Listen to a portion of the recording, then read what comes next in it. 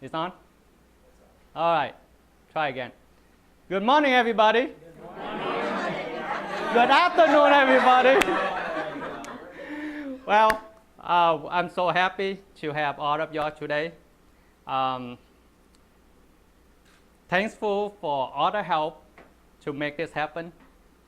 Thank you, Tim, coming. Thank you, all the leaders, all friends coming for today. Make this day very, very special. And thanks God, thanks Master, give us a chance to study together. Hope everybody enjoy and have a very good time. Thank you very much. Now I want to introduce Luke. He's a Vietnamese study group secretary. He also is the president, whatever you can call him. One man show. You know everything. So here you go. Okay.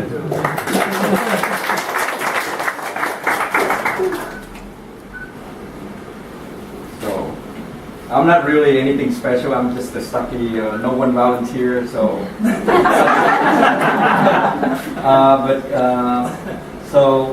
Before we get started, I want to thank you everybody for joining our lecture today on the power and problem of habit. Before we get started, I have a few announcements to make. So in celebration of Mr. Tim Boy's visit to Houston, I've been authorized to give a 20% discount to anybody who's currently not a member and who would like to join the Theosophical Society in America. You can do so at a special rate of 20% off. So, for example, for our yearly rate is $60, so 20% off would be for $48. We have other rates also for students under 25. It's basically $30, or with 20% off is $24. Also, there's a family membership for $96 for 2 adults living at the same address. With the 20% discount would be $76. These forms specifically geared towards the joining the Theosophical Society in America, but having a local affiliation with our group. I think you can get if you want to join the other groups in Houston, you can get the forms from the other leaders and Barbara. The forms that we have today are only for the Vietnamese group. So I encourage anyone who's not members, please consider joining. Some of the membership benefits, I want to remind everybody, is you get the subscription to Request, a quality quarterly magazine. You get borrowing privileges at the National Memorial Henry S. Alcott Memorial Library. You also get 24 monthly newsletters discussing the basic concepts of theosophy for anyone who's not familiar. Even when I read it, I learn something new. So I highly encourage anyone to consider joining. There's also one more that Mr. David Proust, our secretary, wanted me to remind people is part of the benefit of joining. You can join the National Lodge as well. And they have various study courses over 12 months. And for this year is the Theosophy in Literature, showing the influence. If you speak a little louder. Okay. So for this, anyone can join. It's part of the free membership. You get the join the National Lodge, and they have different study courses. This is 12 months, and for this year is the influence of the Theosophy in Literature, showing you the different influence on the different writers in literature like Emerson, Tennyson, Whitman, Wordsworth, and many other ones. So this is another benefit of joining also. So, and then for the second part, I want to briefly go over the agenda for today. So we will open up with opening prayers in English and in Vietnamese. And then we will have Mr. Tim Boy lead us a little bit in the on the topic. Our group we usually meet every month, and this month's topic is on faith and belief. And we would like Mr. Tim Boy to lead us in maybe 5-10 minutes in meditation on faith and belief. And then after that, he can go into his lecture on the power and problem of habit. We will break at around 1:30, have refreshments and desserts or fruits, and then resume at 1:45. At 2:45, we will have our closing prayer, and about 2:50, we'll close out, and then 3 o'clock we'll be done. So with that, I think we'll start the opening prayer.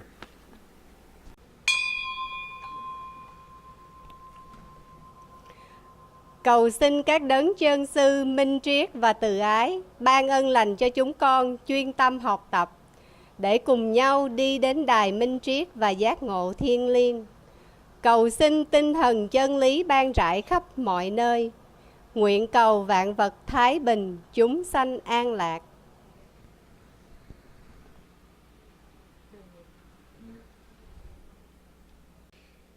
Dear Masters of Wisdom and Love, please bless our study group today as we have gathered here to seek wisdom, to work hard, and strive towards enlightenment. We pray that the truth be spread across the world. May peace and serenity be with all in the universe.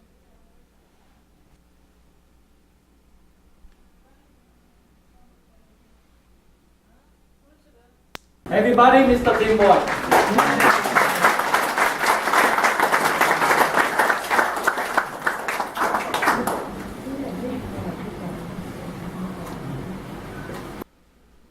So if we could, let's just take a few moments to be still.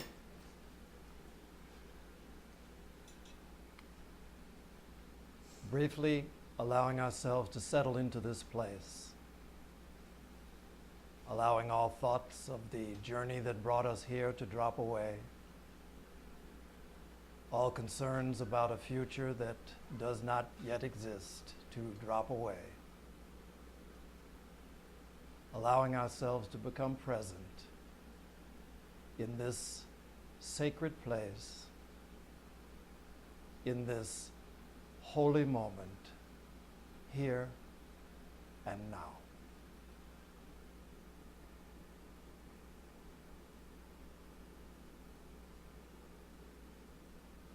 And as we sit for a few moments, let us call to mind our connections with a greater life,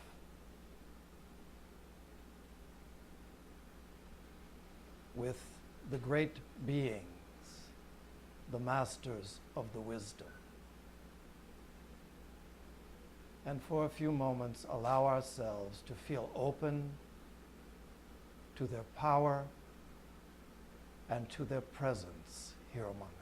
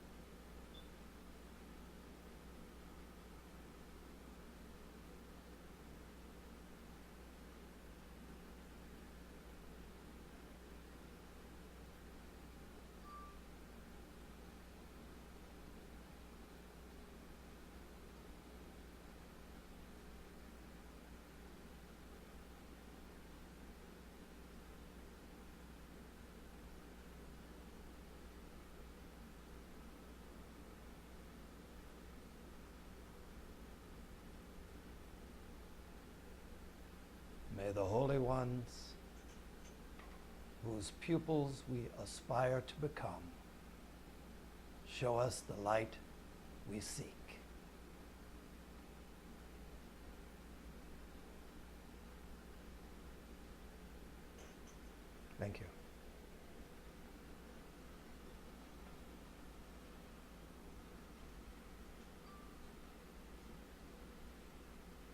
Well, good afternoon, everyone. I should say, if you have any difficulty hearing me, just indicate that I need to turn up the volume, and I will try. I'm very, very happy to be here. This is the third in a series of talks since I came here to Houston, and I think it's quite wonderful that this is the one that's going to be the climax of my visit here to Houston. I have to say, I brought my camera with me, so I was taking pictures of many things.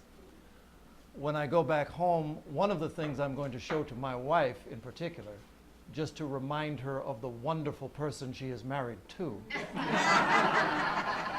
I'm going to show her a picture of when we came in. I came in with Ann. We were looking for Holbeck Street. But before we got there, I was saying, which way is it? Before we got there, I said, I think it's here. Because there was a sign that said, Tim Boyd Lecture Park.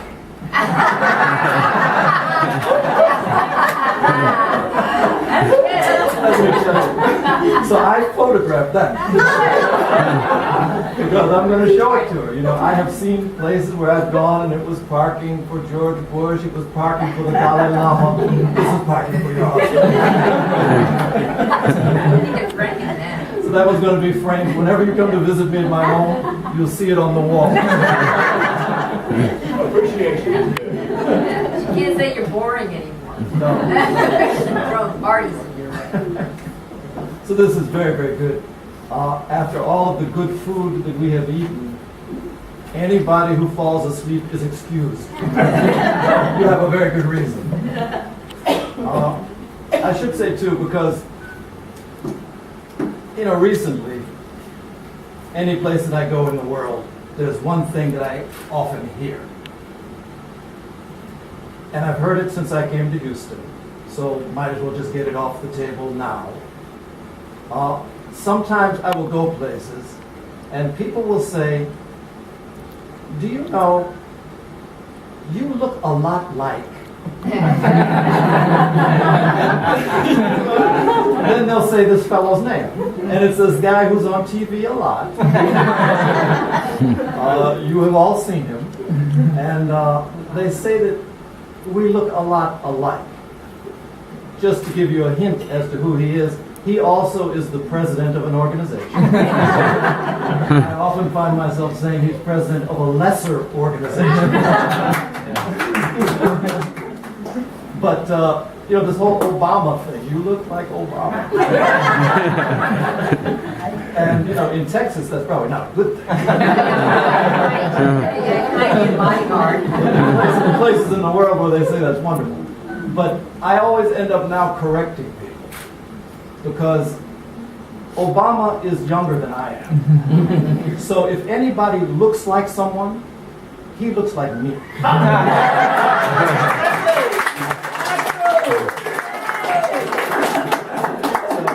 I just thought I would get that straight before we talk about anything spiritual. But as I say, it is really, the feeling that I have being here is really quite wonderful. You really have made me feel very special, and I do so much appreciate it. So I want to thank you all for that. All of Houston, especially today. I was going to talk today, about a few things, but the main subject I want to talk about is one it's important, about habit. We all have them. And very often the habits that we have are very good things that make it possible for us to live without having to think about it.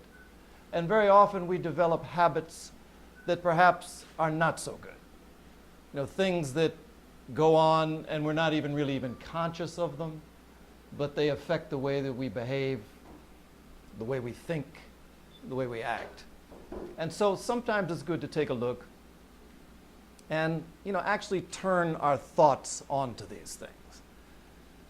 Because when we talk about habit, there's a definition. Habit is acquired behavior. So it's things that we have kind of trained or learned to do. And there are things that if we repeat them frequently, very often become completely unconscious and even involuntary. So, the obvious sorts of bad habit would be smoking cigarettes, which actually they say that smoking cigarettes is one of the harder habits to quit.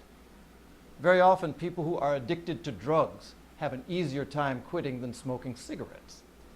And it's something that people do, and it's such an action that, you do it so many times, and it's so repeated that very often people will have a cigarette and it will burn all the way down without them ever having really smoked it. It's just the habit of having it in your hand and the habit of the breath. But there are many habits of that type. The beauty of a habit is that once we have developed one, we don't really have to think about it. It becomes very automatic. I mean, anyone who has ever learned to drive, if you think back to when you were learning to drive, every single thing you did, you had to concentrate upon. You had to think, okay, put my foot on the brake. Oh no, that's not the brake, the accelerator. And then every habit had to be developed until it became second nature. And at that point, you don't even think about it. I was coming over here with Anne, who drove over. Where is that? There she is. And we were talking as we were driving along, and at one point she says, "Oh, we're here? I had forgotten that I was driving." And she'd driven about 30 minutes. I understand that, although it is still a little bit scary when you hear that. But she did a good job. But that's the sort of thing that we do. And this is just, when we're talking about driving, it's something that's just a physical habit and a habit of mind. But habits reach much more deeply than that.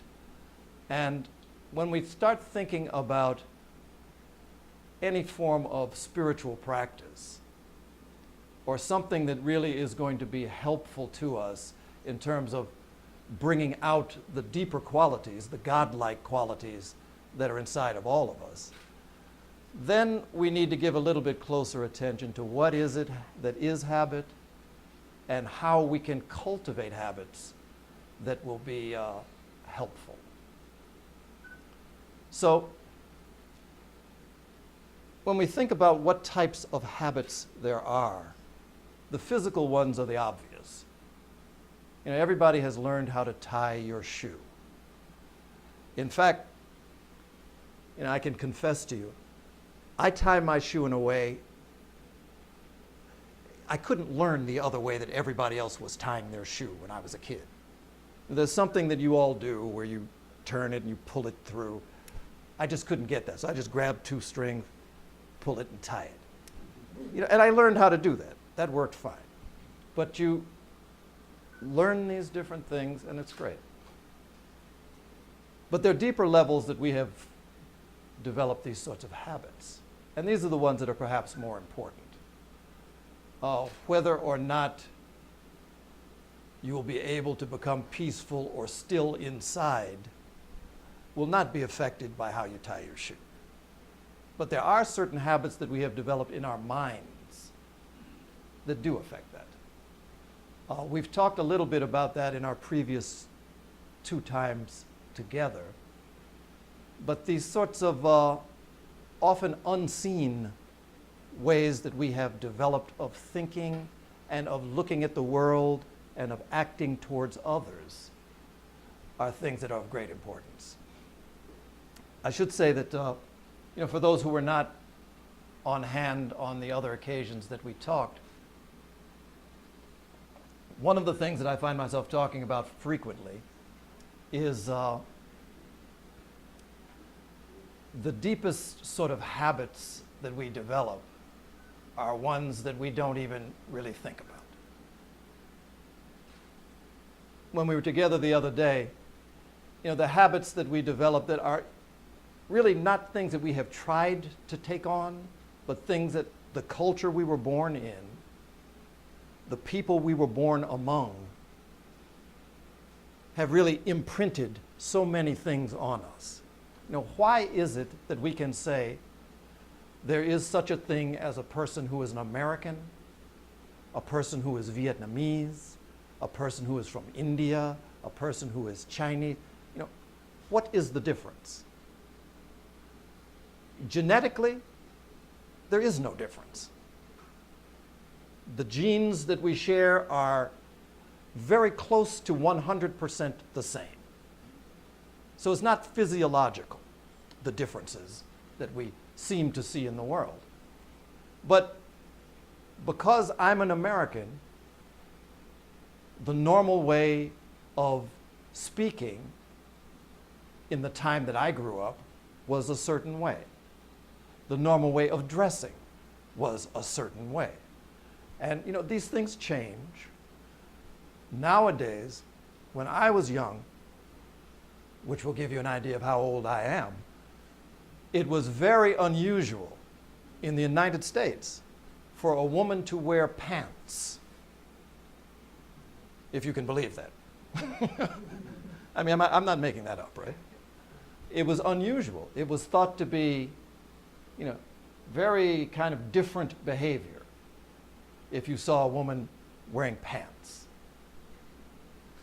What's the big deal about wearing pants? Now it's almost unusual if you don't see a woman wearing pants. And blue jeans at that. So those sorts of things were cultural. There's a certain way of looking at the world that you could say is typically American, just as there's a certain way that's typically Vietnamese, typically Indian, all of those things.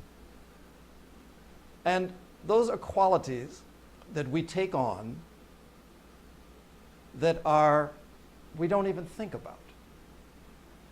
In the United States, my wife is from Singapore, so frequently I find myself in Singapore. Culturally, very, very different. One of the things that you see, you go through Singapore, and there is no place that you go where you find this thing that is very common in the United States. You go through Singapore, there's no place where you have a nursing home. A place where people will send their parents and grandparents because they don't feel capable of taking care of them. That idea does not exist there, and in other places of the world as well. Here, they have insurance policies that you buy because it's the natural tendency that that's where you're going to end up. And your children, this is what we do here in America. If I were to say that to the people in Singapore, they would say, "Are you kidding? You do that in America?" So these are the sorts of things.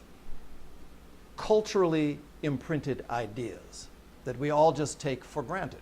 And it gets right down to the levels of the foods that we eat. Basically, if you eat, I was going to say a hamburger, but vegetarian thinking, no. If you eat a Boca burger, there's a certain nutrition that has. If you eat a spring roll, it has perhaps an equal sort of nutrition. But somebody will tell you, "Man, I can't eat those Boca burgers." In my family, we didn't eat those things. And somebody else, it's the opposite. So these are the sorts of habits of mind, habits of thought that we develop. And that's not such a bad thing. It's actually very good. It only becomes a problem when, as often happens, we look at somebody else and say, there's something wrong with that person. He wears these type of clothes which are not normal for what you should wear. it should be this kind of American outfit. And this is something we all have going on. And it happens completely beneath the level of our awareness. Because we start to think in the way that when we ask ourselves, who am I? We say things like, I am from the Lee family, or I am from the Boyd family.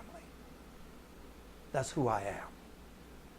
In this family, we have these values. We have always had these values. My family is a family of lawyers, so this is the profession that we follow. And we start to say, this is who I am, which is, from a spiritual point of view, is always a mistaken idea. Always that's a mistake. It would be better to think of it like clothing. So I have a blue shirt on and whatever color pants these are. You will never hear me say, I am a blue shirt. It would be crazy, right? Because I'm not the blue shirt. I am wearing the blue shirt. In the same way, who we really are, which is to say that spiritual essence that we are. Is in the way. Okay. Who we really are, which you could say is the soul, it's exactly like us wearing clothing. There is a soul that found itself born in the United States and took on a particular outfit that is this body. There's a soul that was born in Vietnam that took on a different outfit that is that body. Who I am is not what I wear. Who I am is not this, all of these cells that will in 70, 80, 100 years die and go back into the earth. That's not who I am. So it takes a turning of the mind to try and appreciate that there is something much deeper. And when we appreciate that, then it actually gives us access. We have the opportunity of experiencing what that life is like. And that is the spiritual life. That's the attempt at the spiritual life. So those are mental habits that we form in this life. But there's even something deeper than that. Because every baby that's born, and you should know this coming up, because there's one coming. Do you know if it's a boy or a girl? A boy. Okay, very good. Every baby that's born comes into the world with certain qualities already. And everybody who's a parent sees that, particularly if you're a parent of more than one child. You see that no two are the same. It's the same father, the same mother, the same house, the same street, the same country, but each child is completely different. And everybody knows that. So there's more going on. And from the point of view of theosophy or of the ageless wisdom, what they would say is, the soul has taken birth in many lifetimes. It has come into many different bodies, has lived in many different countries, many places in the world, and has gathered up all types of experiences. So in one life, it comes into this country as a boy or as a girl, lives, expresses itself, the body dies, and the soul withdraws. Then it comes back again. And this is this cycle of reincarnation. And with each life, we take on more and more experiences. And with each life, the soul is able more and more to actually express itself. You know, you talk about old souls. You know, sometimes you have children that come in and you say, this is an old soul. This child has been here before. And when you talk about that, you're talking about people who are bringing with them all of this background of experiences. And all of us have it. You have some people who are born and as little infants, they're musical geniuses. Mozart was an example of someone who was a genius at music as a child. They say, I read this quote just recently, Pablo Picasso, the great artist. When he was a very, very young child, and as a teenager, they said he could draw and he could paint just like the Italian master, Raphael. So he said, when I was a child, I could paint just like Raphael. He said, but it was only when I got to be 80 that I became able to paint like a 5-year-old. He was proud of being able to paint with that simplicity and that open view of the 5-year-old.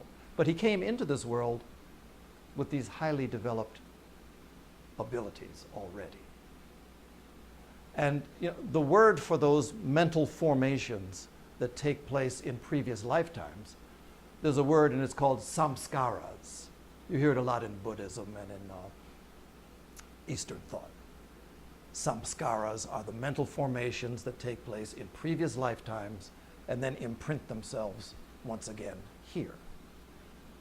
So all of these things, you know, in a way we could say that these lifetimes previous and the development of these samskaras, they come as a form of habitual behavior, habits that influence our behavior in this lifetime. So all of these things are things that we have to face, we have to deal with. But of course we can only deal with them at that time that we see them, that we make an effort to recognize them. As I said, one of the beauties of habit is that once we've formed habits, particularly if they're good ones, we don't have to think about it. And so one of the ways that habits are formed is through practice. And I imagine everybody has heard that saying. I know I heard it from my mother and from my father, that practice makes perfect. You know, it's a common idea that you practicing a thing, you practice it and it makes perfect. And that's one of those things that when I used to hear it, I said, yeah, that makes sense. Practice makes perfect. But the more I've thought about it, it's not correct. And you know, I found out about it a little bit later on in life, and I'll tell you how. And this might be interesting to Tom, because he's a tennis player. But I used to be an athlete of sorts. So I would play a lot of basketball. And then when it got to the point that basketball, I started to see that at a certain age, I didn't have any more mountains to climb or anything else to prove. So staying out here and playing basketball, all that was going to happen was I was going to get injured. And so I said, forget it. I'm going to change sports. So I switched to tennis. And so I found myself playing tennis, and for whatever reason, the movement in basketball was similar, the hand and eye coordination was similar. So I got to be pretty good, pretty quickly. And there was a period where I found myself, I would go out and practice. And I found I had a pretty hot serve. It was one of those things where at the level that I was playing, if I got that first serve in, it wasn't a lot that they were going to do with me. So, I got out there and I started to find it, and I just kept I would go out, ball after ball. I had more balls than Tom has in the trunk of his car, which he looks like he's got a store back there, right? But I'd go out and I would just practice. And so this one particular summer, the serve, I was winning the games, winning the tournaments. And as the summer went on, I noticed that, it started to get a little harder to move it. And then by the time the summer ended, I noticed that my shoulder was hurting a lot. And I had this kind of mindset, no, mind over matter. Play through the pain. Foolish, but that's what I did. And so I kept playing through. By the time the summer ended, I had damaged my shoulder. And my budding tennis career came to a halt. But it wasn't the fault of practice, because I was practicing. And the problem was, it didn't make my serve perfect, because I was practicing, but the mechanics that I was using were wrong. So what I was practicing was something that was going to just damage my shoulder. So it occurred to me that it's not just practice that makes for perfection. Perfect practice makes perfect. Any old practice just makes a deeper bad habit, which was my experience, and the experience of a lot of would-be budding tennis players. So the idea then is to formulate what might be a perfect practice. Along the lines of habits, when we're talking about some of the deeper levels of habit that we don't even think about, probably one of the deepest things that's inside of us that only rarely do circumstances come up that even indicate to us that it's there. There is this almost instinctual, just like the animals, this will to survive, so that no matter what, there's something inside of us that is going to grasp and to cling at life, no matter what the circumstances. So that you find very often people in very dire conditions behaving in very strange ways. I had many years ago, actually I was still a teenager, I had just gotten exposed to this kind of spiritual thinking. And at the time that this was taking place, it was just after the time when they had that big Woodstock festival, which, Woodstock now is historic. I think it happened, you really are going to know how old I am after a minute, right? It happened like in the 60s or something like that. 1969. But after that, immediately after that, there were a lot of other people who tried to do, blanket concerts and different sorts of things like that. But at this particular time, I was 19, and I found myself at one of these concerts. And I can remember I was there, and it was all of the top groups, the groups that I liked, that were going to be playing. And it was a blanket concert, so there were no chairs. It's just you come and bring your blanket, and you lay down, you listen to the music, you find a nice spot. So anyway, I was at this concert. And I wasn't really supposed to be there because again, from basketball, I had damaged my knee. And I was supposed to be having some sort of surgery, which I never did have.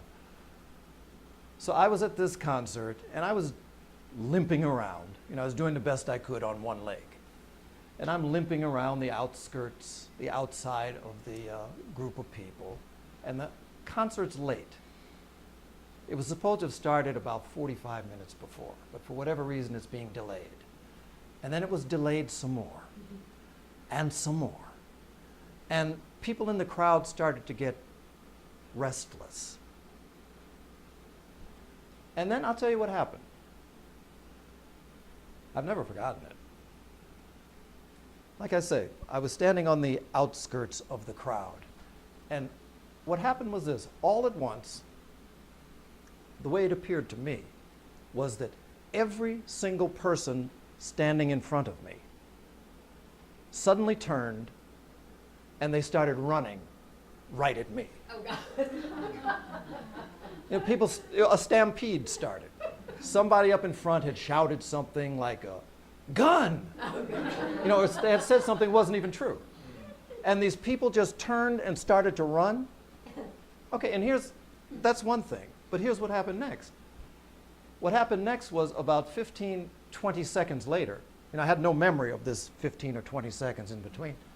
Me, who was there and could barely walk, had outrun everybody. Everybody, I had outrun them. Bad leg and all. I was gone. And so I stopped, when the thing stopped and everybody realized that there was really nothing happening, I stood there, that adrenaline started to drain out and you start to feel yourself. And these people that had turned, some of the ones that were stampeding, there were people laying on the ground and they ran across the top of them. Because there was nobody outside of me, I don't think I ran across anyone. But if there had been someone there, I would have. And, I sat there for a moment and I collected my thoughts. And I looked at it, this desire to survive, in the face of this sudden wave of people had just swept me away. But I thought about it. And, I have to say I was 19 years old, so I didn't really have good sense, but I had a lot of heart. So I thought about it and I said to myself, okay, this crowd is still restless. I believe the same thing will happen again. So the person of intelligence would have said, okay, I'm leaving. What I said was, okay, I have an idea. And so this time what I did, I went back, this time into the crowd. I wasn't going to stand on the outskirts, and I was going to test my idea. So I went back in the crowd, and while I was in there, sure enough, it happened again. Only this time, I had prepared myself. And so what I did was this. As the people started to stampede, the two people who turned right next to me and started to run, I just grabbed them both by the arms. And I looked at them, I said, "What are you running for?" And it's like, they stopped because they didn't know why they were running. It was not a thoughtful process. They were running because the guy behind me is running. And so they stopped. And when they stopped, the people behind them stopped. And those ones stopped, ones behind. So where I was standing, if you were standing above, you would have seen a fan. In the midst of this, all these people just breaking around this little fan. And I looked at that, I said, this is good. I said, it's going to happen again. So I moved, 2 or 3 times. And in 2 or 3 different places, the same thing happened. And I started to show the people around me. So wherever I was, it was just an island of peace. But it made a very deep impression on me. Because, a couple of things I realized from that experience. One was that probably in a crowd, it was probably about 10,000 people there. If you had had 10 people with a presence of mind, with an awareness throughout that crowd, there could have been no stampede in any place. If you had just had 10 people who could be present as this thing started to happen around them, where everybody was losing their thought and was being driven by mass emotion. The other thing I realized that I think applies to what we're talking about habit, is that once we can see something, if you can look at it and see it, then you can address it. I looked at this behavior of just me turning and running mindlessly and turned the power of our thought onto it and said, when this happens again, I will be ready.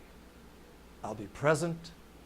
I will be aware that I am breathing in. I'll be aware that I'm breathing out. It's not something where a sudden surge of emotion is going to push me away.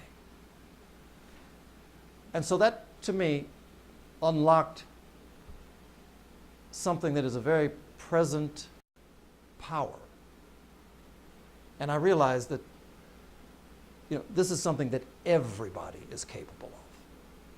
The only difference is that we tend to allow ourselves to just get swept up as we do. And you see this sort of thing happening all the time.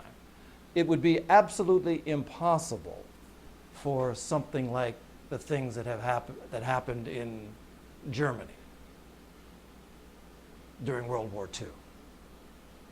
Any event where you have the sorts of destructions, the sort of loss of life, the sort of deliberate will to do harm, always it occurs because on some level we allow it to happen. Some level, as a mother or as a parent, I say, yes, take my child to go and fight this fight.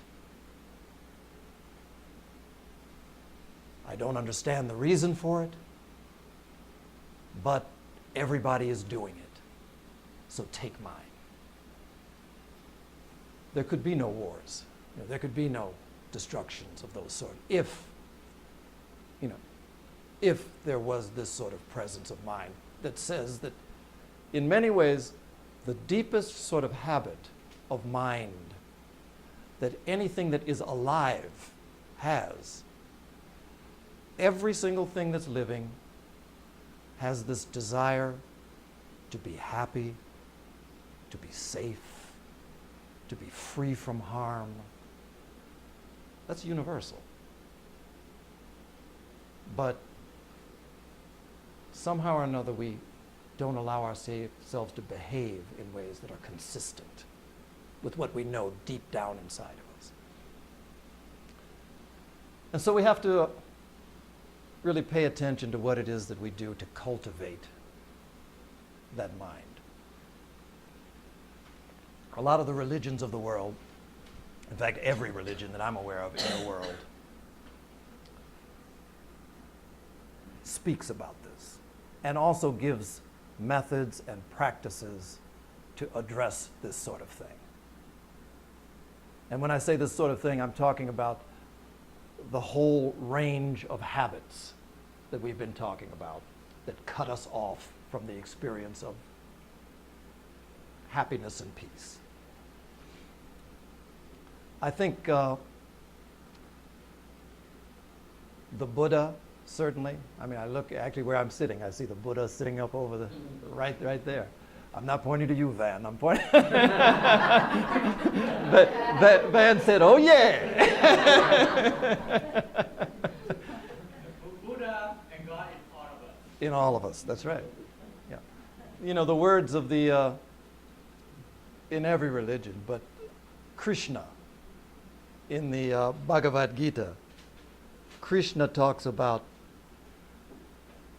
the inner ruler immortal, the God presence that is present in the heart of every being. In the Bible, they talk about the Christ.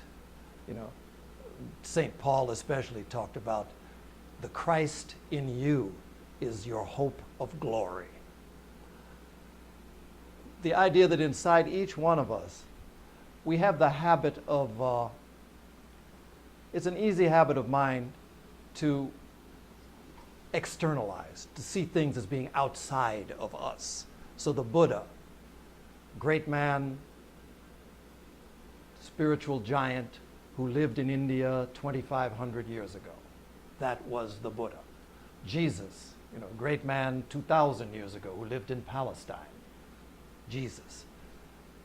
And we look back in history and we praise the Buddha. We praise Jesus. We praise Krishna because we never really did hear what it was they were trying to tell us. That the historical figure, yes, did wonderful things in the world, but that really doesn't have any value to you and me. If that's all that it is, it's somebody else who was born and died just like you and me. So that's not it.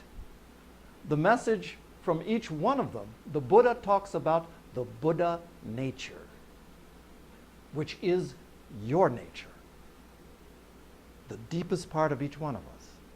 The Christ, it's the Christ in you, the hope of glory. And then they have all these stories.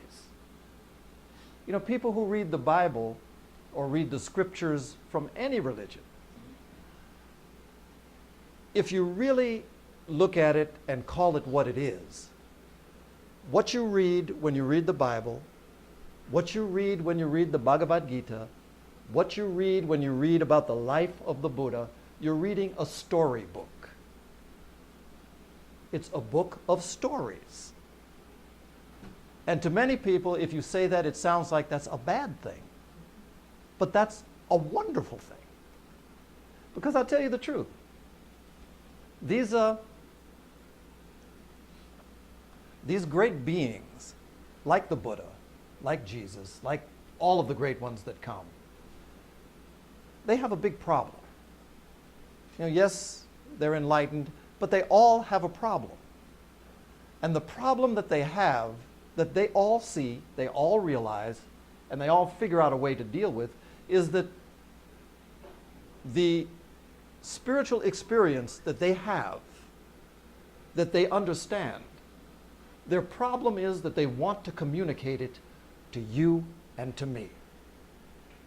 And that's where you run into problems. Because we don't hear too well. And so, actually, in the life of the Buddha, when he had his experience of enlightenment, the way the legend is told, he decided that he was not going to try to teach this to humanity. Because he could see that what he had experienced could not be taught. And these human beings, we wouldn't understand it. And so initially, it was enough for him to have the experience of enlightenment and not think about teaching. He later changed that, and he went on to teach for the rest 50 years. He came up with a variety of ways of trying to communicate this message. But one of the main ways that they all chose to communicate it was through the medium of stories. They all told stories. So you read about the birth of the Christ, born in a manger, surrounded by, they've depicted as surrounded by animals. The Christ in each one of us, the highest life in each one of us, when it really takes birth, which is to say when we first become actively aware and involved in this deeper spiritual aspect of our own being, symbolically it takes birth in the middle of all of our animal natures. It's surrounded by all of these animal passions, animal desires. It's always born in that way. But they chose the medium of stories to try and communicate to us deeper truths. And stories are wonderful because, first of all, they recognized that they were dealing with a childlike humanity. As advanced as we like to think we are. I mean, we've got smartphones, we've got digital cameras, some of us even have the iPhone 5S, if you were willing to stand in line long enough. So we've got all of these wonderful technological developments which convince us that we are very smart we're very wise, we get it. But the fact is, perhaps on that level, we're pretty good. But in terms of a deeper understanding, we don't get it. So they tell us stories, just like we tell our children stories. Go to the child's bed at night and just read the story, and the child's imagination runs. And they do the same thing with us. And they tell us these stories, and it's just like climbing up a ladder. They tell us one thing, they lead us to another rung on the ladder, they lead us to another, and there's a certain point that they lead us in these stories where the ladder ends. They've led us up, but the next step, you step out on faith, because there's nothing there. And that's the step that many just refuse to make. And so they end up hanging on to the story, hanging on to the religious teaching, and that's as far as they're going to go. I'll tell you a story. There was a man who just came to the United States. And in coming to the U.S., he had heard about all the wonderful things that are here, the Rocky Mountains, the Mount Rushmore, Statue of Liberty. But the one thing he had heard about in his country more than anything else was the Grand Canyon, and how it was just one of the wonders of nature. 1 mile straight down that had been carved over billions of years by the flow of water, and he wanted to see that above all else. So when he came, he went to Arizona, went to the Grand Canyon, and he was standing there, and he found it was even more wondrous than he had imagined and than he had been told. And it was just so much that he just kept getting closer and closer to the edge. Just wanting to see how far down a mile down was. And so he got close to the edge, and he wasn't paying attention, and his foot slipped. And over the edge he went. 1 mile. But before he got down, there was a tree, a little bitty tree in the side of the mountain, and he grabbed it. And he was hanging on to that tree for dear life. And he looked down a mile, and he said, "Oh no, this isn't for me." And he looked up, and he saw that the little tree was starting to come out of the side of the mountain. And at that point, he had been raised as a Christian, but for a long time he hadn't done anything with his religion. He hadn't prayed, he hadn't done anything. But at that moment, all of his Christian training came back to him, and he looked up and he said,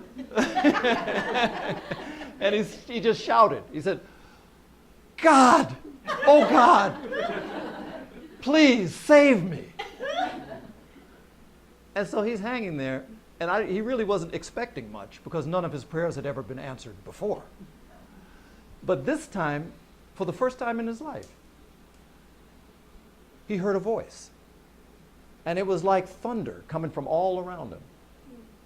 And he heard this voice, and it said, "My son, this is God." He said, "Oh, Father, thank you." He says, "My son, I am here." He said, "Just let go."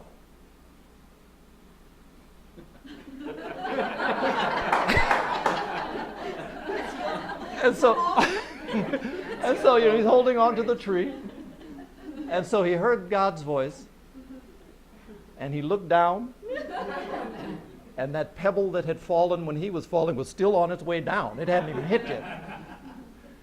And then he looked up, and then he calls out again. He says, "Say, is anybody else up there?"